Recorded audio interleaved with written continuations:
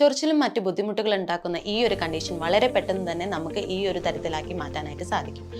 Fungal infection എന്ന് പറയുന്നത് ഒരുപാട് പേര് പറയുന്ന ഒരു സ്കിൻ കംപ്ലൈൻ്റ് ആണ്. ഇത് എന്തുകൊണ്ടാണ് ഉണ്ടാവുന്നത്, എങ്ങനെയൊക്കെ നമുക്കിത് മാറ്റിയെടുക്കാം എന്നതാണ് ഇന്നത്തെ വീഡിയോയിൽ പറയാൻ പോകുന്നത്. ഞാൻ doctor Athira, Bhoomi natural cure and wellness, Koottanad. Fungal infections കൂടുതലായിട്ട് സമ്മറിൽ, അതുപോലെ തന്നെ വേർപ്പ് കൂടുതലായിട്ട് ഉണ്ടാവുന്ന ആളുകളിൽ, ഹൈജീനിക് അധികം നോക്കാത്ത ആളുകളിലൊക്കെ ഇത്തരത്തിലുള്ള പ്രശ്നം കണ്ടുവരുന്നുണ്ട്. അത് കൂടാതെ മറ്റുള്ളവരിൽ ഈ ഫംഗൽ ഇൻഫെക്ഷൻസ് ഉള്ളവരിൽ നിന്നും നമുക്കത് കിട്ടാനായിട്ടുള്ള സാധ്യതകളുണ്ട്. ഇത് എങ്ങനെയാണ് ഉണ്ടാവുന്നതെന്ന് വെച്ചിട്ടുണ്ടെങ്കിൽ കൂടുതലായിട്ട് ഇത് ഈർപ്പം കൂടുതലുള്ള ഏരിയകളിലാണ് ഇത് മെയിനായിട്ട് വരുന്നത്.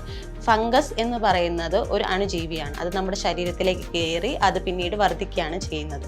ഇത്തരത്തിൽ ഉണ്ടാവുന്നത് പിന്നീട് നമ്മൾ അവിടെ ചൊറിയുകയോ മറ്റോ ചെയ്യുമ്പോൾ നഖത്തിനുള്ളിലേക്ക് ഇതിൻ്റെ പോഴ്സ് കയറുകയും അത് പിന്നീട് മറ്റു ഭാഗങ്ങളിലേക്ക് വന്ന് അവിടെ വീണ്ടും ഫംഗൽ ഇൻഫെക്ഷൻസ് ഉണ്ടാവാനായിട്ട് കാരണമാവുകയും ചെയ്യുന്നു. വേനൽക്കാലങ്ങളിലും അതുപോലെ തന്നെ വിയർപ്പ് കൂടുതലുള്ള ആളുകളിലൊക്കെ അവരുടെ ഇടുക്കുകളിൽ, അതായത് തൊടയിടുക്കുകളിലോ അല്ലെങ്കിൽ ആം പിറ്റ്സിലോ, കക്ഷത്തോ അല്ലെങ്കിൽ മറ്റ് ഏരിയാസിലൊക്കെ ആയിട്ട് ഇതുപോലെ വിയർപ്പ് വരികയും അവിടെ ഈർപ്പം കൂടുതലാവുകയും അതുമൂലം ഫംഗൽ ഇൻഫെക്ഷൻസ് ഉണ്ടാവുകയും ചെയ്യാറുണ്ട്. അതുപോലെ തന്നെ ശരിയായ രീതിയിൽ വൃത്തി നോക്കാതെ ഇരിക്കുന്ന ആളുകൾ വാഷ്റൂം യൂസ് ചെയ്തതിന് ശേഷം അത് ശരിയായി ആ ഭാഗം ഡ്രൈ ആക്കാതെ പിന്നീട് അത് ആ ഒരു ഏരിയ എപ്പോഴും ഈർപ്പം നിൽക്കുന്നത് മൂലം ഇത്തരത്തിലുള്ള ഫംഗൽ ഇൻഫെക്ഷൻസ് ഉണ്ടാകാറുണ്ട്. അതുപോലെ ഫംഗൽ ഇൻഫെക്ഷൻസ് ഉള്ള ആളുകളിൽ നിന്ന് അവർ ഉപയോഗിച്ചിട്ടുള്ള ടവലോ മറ്റോ നമ്മൾ ഉപയോഗിക്കുമ്പോൾ അതുവഴിയും നമുക്ക് ഈ പറഞ്ഞ ഫംഗൽ ഇൻഫെക്ഷൻസ് കിട്ടാനായിട്ടുള്ള സാധ്യതയുണ്ട്. ഇത് കൂടുതലായിട്ടും ഇമ്മ്യൂണിറ്റി പവർ കുറവുള്ള ആളുകളിലാണ് കണ്ടുവരുന്നുള്ളത്. അതായത് ഇപ്പോൾ ഈ സ്പ്രെഡ് ആകുന്നത്, അപ്പോൾ അവർക്ക് ഇമ്മ്യൂണിറ്റി പവർ ഉണ്ട് എന്നുണ്ടെങ്കിൽ, അത്യാവശ്യം പ്രതിരോധ ശക്തി ഉള്ളവരാണെന്നുണ്ടെങ്കിൽ ഈ വരുന്ന ഫംഗൽ ഇൻഫെക്ഷൻസിനെ അവരുടെ ബോഡി അത് ചെറുത്ത് നിൽക്കുന്നു. അങ്ങനെ ഇല്ലാതാകുമ്പോഴാണ് അവർക്കും അത് ഈ പറഞ്ഞ ഫംഗൽ ഇൻഫെക്ഷൻസ് വരാനായിട്ട് കൂടുതലായിട്ട് കാരണമാവുന്നത്. ഇത്തരത്തിൽ ഞങ്ങളടുത്ത് വന്നിട്ടുള്ള ഒരു കേസായിരുന്നു നമ്മുടെ ശരീരത്തിൽ മെയിലായിട്ട് ഇവിടെ ചെറുതായി ചൊറിച്ചിലുകൾ കണ്ടുവരുന്നത്. അതുപോലെ തന്നെ അവിടെ ഭയങ്കര ഡ്രൈ ആയിട്ട് കണ്ടിരുന്നു. അപ്പോൾ അത്തരത്തിലുള്ള ഒരു കേസ് നമ്മൾ ചെയ്തത് എന്താണെന്ന് വെച്ചിട്ടുണ്ടെങ്കിൽ ആദ്യം തന്നെ അത് എത്രത്തോളം സിവിയർ ആണ്, അയാൾക്ക് അതുമായി ബന്ധപ്പെട്ട് മറ്റ് എന്തെങ്കിലും അസുഖങ്ങളുണ്ടോ അല്ലെങ്കിൽ ആൾക്ക് ഡയബറ്റീസ് ഉണ്ടോ, അങ്ങനെയുള്ള കണ്ടീഷൻസ് നമ്മൾ ആദ്യം ചെക്ക് ചെയ്യുകയും അത് പ്രോപ്പറായി അതിൻ്റെ അനാലിസിസ് നടത്തുകയും ചെയ്തു. അതിനുശേഷം പിന്നീട് നമ്മൾ അതിൻ്റെ ആവശ്യമായിട്ടുള്ള മെഡിക്കേഷൻസും അതുപോലെ തന്നെ ഇത്തരത്തിലുള്ള ലോക്കൽ ആപ്ലിക്കേഷൻസും കൊടുക്കുകയാണ് ചെയ്തിട്ടുണ്ടായിരുന്നത്.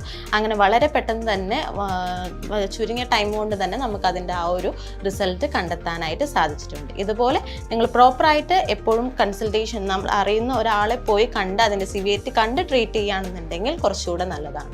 അതുപോലെ തന്നെ ഇമ്മ്യൂണിറ്റി പവർ കുറവായ ആളുകളിലും അതോടൊപ്പം എന്തെങ്കിലും കണ്ടീഷൻസ് അവർക്ക് ഇതിനോടൊപ്പം ഉണ്ടെന്നുണ്ടെങ്കിൽ, ഡയബറ്റീസ് ഉള്ളവർ അതുപോലെ തന്നെ മറ്റ് ഹോർമോണൽ ഇംബാലൻസ് ഉള്ളവരിലെല്ലാം ഇത്തരത്തിലുള്ള പ്രശ്നം കണ്ടുവരുന്നത് കൂടുതലാണ്. ഇനി ഇത് നമുക്ക് എങ്ങനെയൊക്കെ പരിഹരിക്കാം എന്നുള്ളതാണ് മെയിനായിട്ട് നോക്കേണ്ടത്. നമുക്ക് ആദ്യം തന്നെ ഇടയ്ക്കിടയ്ക്ക് ഒന്ന് കോൾഡ് ഷവർ ചെയ്യുന്നത് വളരെയധികം നല്ലതായിരിക്കും. ഈ വിയർപ്പ് താങ്ങി നിൽക്കുന്നത് നമുക്കത് ഒഴിവാക്കാനായിട്ട് സാധിക്കും. അതേപോലെ തന്നെ വാഷ്റൂമും മറ്റും യൂസ് ചെയ്ത് കഴിഞ്ഞിട്ടുണ്ടെങ്കിൽ അത് ആ ഒരു ഏരിയ എപ്പോഴും ഡ്രൈ ആയിട്ട് സൂക്ഷിക്കാനായിട്ട് ശ്രമിക്കുക. അവിടെ ഈർപ്പം തങ്ങി നിൽക്കുകയാണെന്നുണ്ടെങ്കിൽ അവിടെ വീണ്ടും ഫംഗൽ ഇൻഫെക്ഷൻസ് വരാനായിട്ടുള്ള സാധ്യത കൂടുതലാണ്. അതുകൊണ്ട് എപ്പോഴും ആ ഭാഗം ഡ്രൈ ആയിരിക്കാനായിട്ട് ശ്രദ്ധിക്കേണ്ടതാണ്. അതുപോലെ തന്നെ ഫംഗൽ ഇൻഫെക്ഷൻസ് ഉള്ള ആൾക്കാരുണ്ടെന്നുണ്ടെങ്കിൽ അവരിൽ നിന്ന് നമ്മൾ മാറി ഒളിക്കുകയല്ല ചെയ്യേണ്ടത്. അവർ ഉപയോഗിക്കുന്ന ഡ്രസ്സോ അല്ലെങ്കിൽ അവരുടേതായിട്ടുള്ള അക്സസറീസ് എപ്പോഴും സൂക്ഷ്മമായി തന്നെ കൈകാര്യം ചെയ്യാനായിട്ട് ശ്രമിക്കുക.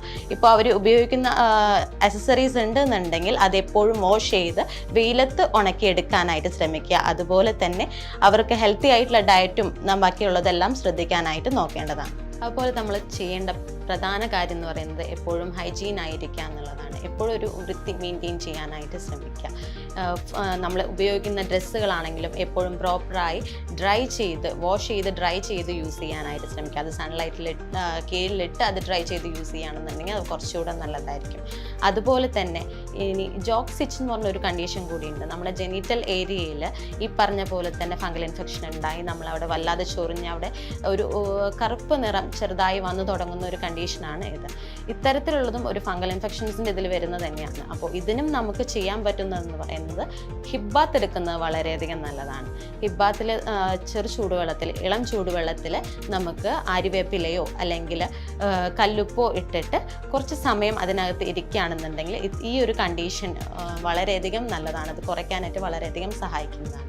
അതുപോലെ തന്നെ മറ്റു ഭാഗങ്ങളിൽ ഉണ്ടാവുന്ന ഫംഗൽ ഇൻഫെക്ഷൻസിനും ഈ പറഞ്ഞ പോലെ തന്നെ നമ്മൾ കുളിക്കുന്ന സമയത്ത് ആ വെള്ളത്തിൽ ഈ പറഞ്ഞ ആര്യവേപ്പിലയോ അല്ലെങ്കിൽ കല്ലുപ്പോ ചേർത്ത് നമ്മൾ അത് ഉപയോഗിച്ച് കുളിക്കുകയാണെന്നുണ്ടെങ്കിലും അതിന് വളരെയധികം സഹായിക്കുന്നതാണ്. ഇനി ഉള്ള ഏരിയാസ്, ഈ ഫംഗൽ ഇൻഫെക്ഷൻസ് ഉള്ള ഏരിയാസിൽ നമുക്ക് ആര്യവേപ്പിലയും മഞ്ഞളും ഇട്ട് വെള്ളം തിളപ്പിച്ചിട്ട് ആ വെള്ളം കൊണ്ട് വാഷ് ചെയ്യുന്നതും വളരെയധികം സഹായിക്കുന്നതാണ്. ഇത് അവിടെയുള്ള ആ ഫംഗൽ ഇൻഫെക്ഷൻസ് കുറയ്ക്കാനായിട്ട് വളരെയധികം സഹായിക്കുന്നുണ്ട്. വല്ലാതെ ചൊറിച്ചൽ അനുഭവപ്പെടുകയാണെന്നുണ്ടെങ്കിൽ ആ ഒരു ഏരിയയിൽ വെളിച്ചെണ്ണ അപ്ലൈ ചെയ്യുന്നതും അതുപോലെ തന്നെ കറ്റാർവാഴയുടെ ആ ഒരു ഓയിലാക്കി അത് നമുക്ക് അപ്ലൈ ചെയ്യുന്നതും വളരെയധികം നല്ലതാണ്. ഇതിനെല്ലാം പുറമെ നമുക്ക് ഭക്ഷണത്തിലേക്ക് കൂടുതലായിട്ട് പ്രോബയോട്ടിക്സ് ആഡ് ചെയ്യാനായിട്ട് നോക്കാം. നമ്മുടെ ശരീരത്തിൽ ഇമ്മ്യൂണിറ്റി പവർ കുറയുമ്പോഴാണ് നമ്മൾ ഈ പറഞ്ഞ ഫംഗസ് കൂടുതലായിട്ട് എഫക്റ്റീവായി വരുന്നത്. അപ്പോൾ അതുകൊണ്ട് നമ്മുടെ ഉള്ളിലേക്ക് നമുക്ക് നമ്മുടെ ഗട്ടിന് ആവശ്യമുള്ള ബാക്ടീരിയനെ നമ്മൾ കൊടുക്കാനായിട്ട് ശ്രമിക്കേണ്ടതാണ്. അതിന് വേണ്ടിയിട്ടാണ് നമ്മൾ പ്രോബയോട്ടിക്സ് എടുക്കുന്നത്. തൈര്, അതുപോലെ യോഗേർട്ട് എന്നിവയെല്ലാം നമ്മൾ ഭക്ഷണത്തിലേക്ക് ഉൾപ്പെടുത്തുന്നത് ഇതിന് വളരെയധികം സഹായിക്കുന്നതാണ്. ഇത് നമ്മളുടെ ശരീരത്തിലുള്ള നല്ല ബാക്ടീരിയനെ കൂട്ടാനായിട്ടും ഇതുവഴി ഇമ്മ്യൂണിറ്റി പവർ കൂടുതൽ കൂട്ടാനായിട്ടും വളരെയധികം സഹായിക്കുന്നുണ്ട്. ഇതൊക്കെ നമുക്ക് വീട്ടിൽ ചെയ്യാൻ പറ്റുന്ന കാര്യങ്ങളാണ്. ഇത് കൂടാതെ നമുക്ക് എത്രത്തോളം ഉണ്ട് അതിൻ്റെ സിവിയറിറ്റി, എത്രത്തോളം ആ ഒരു ഫംഗൽ ഇൻഫെക്ഷൻസ് ഉണ്ട് അല്ലെങ്കിൽ എവിടെയൊക്കെയാണ് എന്നുള്ള അത് നമ്മൾ കറക്റ്റ് അനലൈസ് ചെയ്ത് അത് പ്രോപ്പറായിട്ട് ട്രീറ്റ് ചെയ്യുകയാണെന്നുണ്ടെങ്കിൽ അത് കംപ്ലീറ്റ് ആയിട്ട് വളരെ പെട്ടെന്ന് തന്നെ നമുക്ക് മാറ്റിയെടുക്കാനായിട്ട് സാധിക്കും. അതിന് നമുക്ക് വളരെ കണ്ടിന്യൂസ് ആയിട്ട് ഇത്തരത്തിലുള്ള ഫംഗൽ ഇൻഫെക്ഷൻസ് നമ്മൾ ഈ റെമഡീസ് ചെയ്തിട്ടും വീണ്ടും വീണ്ടും വരികയാണെന്നുണ്ടെങ്കിൽ അത് പ്രോപ്പറായി നമുക്കൊരു കൺസൾട്ടേഷനിലൂടെ അത് കറക്റ്റ് അതിൻ്റെ സിവിയറിറ്റി എന്താണ്, എങ്ങനെയൊക്കെ, എന്തുകൊണ്ടാണ് അത് വീണ്ടും വീണ്ടും വന്നുകൊണ്ടിരിക്കുന്നത് എന്നുള്ളത് നമുക്ക് തിരിച്ചറിയാനായിട്ടും പ്രോപ്പറായിട്ട് അതിന് വേണ്ടിയിട്ടുള്ള മെഡിക്കേഷൻസ് എടുക്കാനായിട്ടും നമുക്ക് സാധിക്കും. ഇത്തരത്തിലുള്ള കാര്യങ്ങൾ ചെയ്യുകയാണെന്നുണ്ടെങ്കിൽ നമുക്ക് വളരെ പെട്ടെന്ന് തന്നെ ഈ ഫംഗൽ ഇൻഫെക്ഷൻസ് എളുപ്പത്തിൽ തന്നെ അത് നമുക്ക് മാറ്റിയെടുക്കാനായിട്ട് സാധിക്കും. ഇനി ഈ പറഞ്ഞ കാര്യങ്ങളിൽ എന്തെങ്കിലും ഡൗട്ട് ഉണ്ടെന്നുണ്ടെങ്കിൽ താഴെ കാണുന്ന നമ്പറിൽ കോൺടാക്ട് ചെയ്യുക. നന്ദി.